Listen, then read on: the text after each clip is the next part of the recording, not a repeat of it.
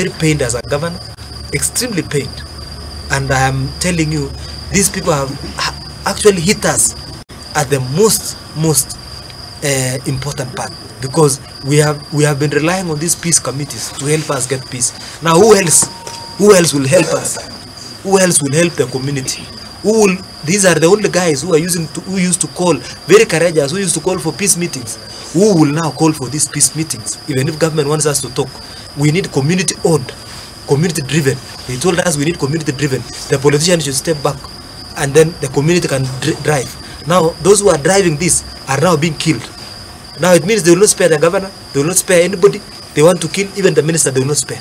It is unfortunate that we can kill our people, that bandits can roam Kerio Valley and kill people at will, people who are unarmed, people who are going to a peace meeting to recover stolen livestock. It is time that banditry is declared as terrorism. This is an act of terrorism. It is like we are living in Somalia.